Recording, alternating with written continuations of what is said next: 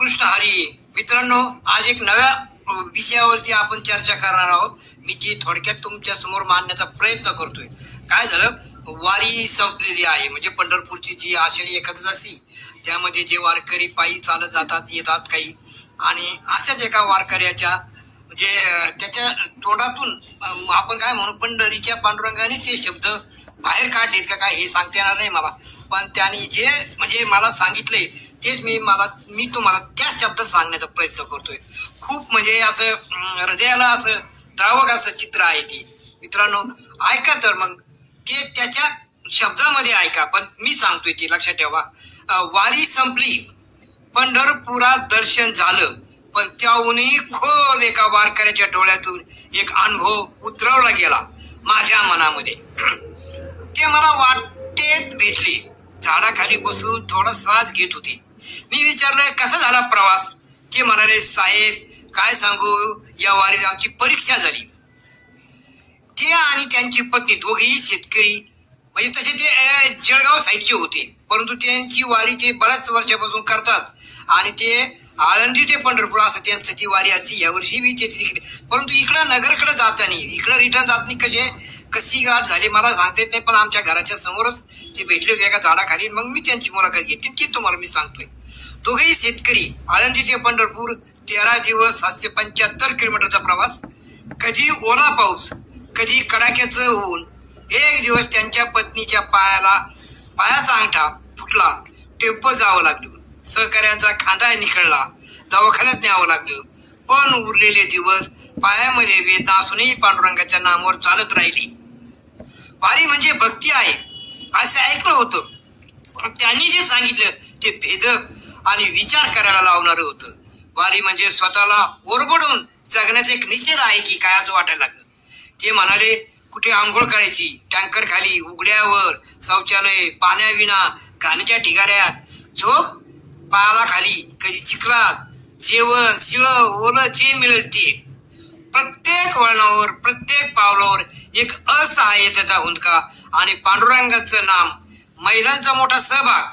फाटलेली साडी, डोक्यावर उरलेली पिशवी, डोळ्यात आशा.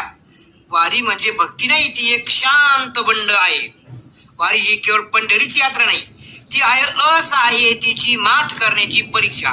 ती आहे व्यवस्थेच्या पोकळ वचनांना दिलेला मौनाला प्रतिसाद. लक्षात ठेवा, परत एकदा मी सांगतो, ती आहे व्यवस्थेच्या पोकळ वचनांना दिलेला मौनातला प्रतिवाद. म्हणजे तुमच्या लक्षात का, मनातून त्यांनी तो खेद व्यक्त केलाय कोणत्या व्यवस्थेच्या विरोधामध्ये.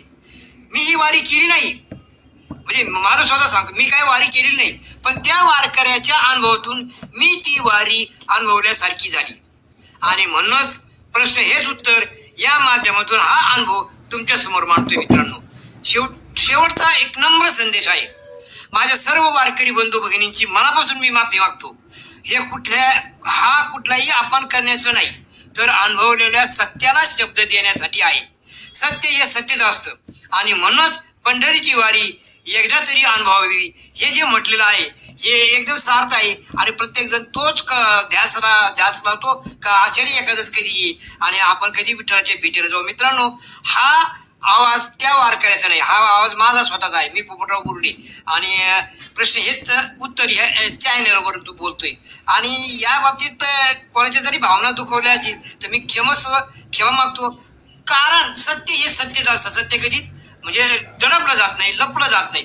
ही म्हणजे वारीच्या मध्ये जे गैरसोय होतात किंवा इतर काही अडीअडचणी येतात, हे म्हणजे कशाच्या विरोधात लक्षात आलं तुमच्या का नाही आलं? कारण सगळ्यात महत्वाची गोष्ट म्हणजे त्या व्यवस्थेची जी आहे, व्यवस्था ही तुम्हाला मी सांगणार नाही कोणाची व्यवस्था असते ती, त्या दिंडी चालकाची आहे, सरकारची आहे का पांडुरंगाची आहे, परंतु व्यवस्थेच्या विरोधात हे थोडस म्हणजे मी बोललोय.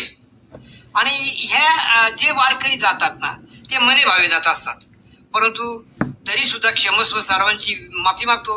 ओके, धन्यवाद. परत भेटूया अशा नवीन एखाद्या विषयाशी. आणि मी आपल्याकडून सुद्धा एखाद्या विषयावर अशी सूचना मागतोय किंवा तुम्ही मला संदेश द्या का तुम्ही ह्या विषयावर बोला, ह्या विषयावर संशोधन करा, किंवा तुम्ही सांगितलं तुमच्या फोन नंबर सगट म्हणजे फोन सहित मला सांगितलं, तुमच्या नावासहित तुमच्या फोन नंबर सहित आपण ह्या चॅनलवर ती संपूर्ण कथा सादर करू. भले माझा जरी आवाज असला तर म्हणणं मात्र तुमचं, विचार मात्र तुमचे जातील. तुम्हाला मी माझा फोन नंबर तर खाली देणारच आहे, पण तरी सुद्धा आता सांगतोय 96 73 72 39 31. 96 73 72 39 31 हा माझा मोबाईल नंबर म्हणजे व्हॉट्सअप नंबर आहे. तर तुम्ही मला त्यावरती सुद्धा मेसेज करू शकता. तुमच्या नावासह, गावासह, पार्क पिनकोडसह. जर एखादा विषय चांगला सर्वांना आवडला, मला पण आवडला, तर त्याच्यावर आपण म्हणजे संशोधन करू. थोडक्यात संशोधन, एकदा असं परफेक्ट नाही करायचं आपल्याला, मोघम पण नाही करायचं. कुणी आपल्याला आपल्या चॅनलला किंवा आपल्या विचाराला कुणी असं चॅलेंज नाही केलं पाहिजे. म्हणून त्यासाठी तुमच्याकडून सुद्धा विचार मागवण्यात येत आहे. तरी ओके, थँक्यू. भेटूया परत पुन्हा एका वेगळ्या विषयावर.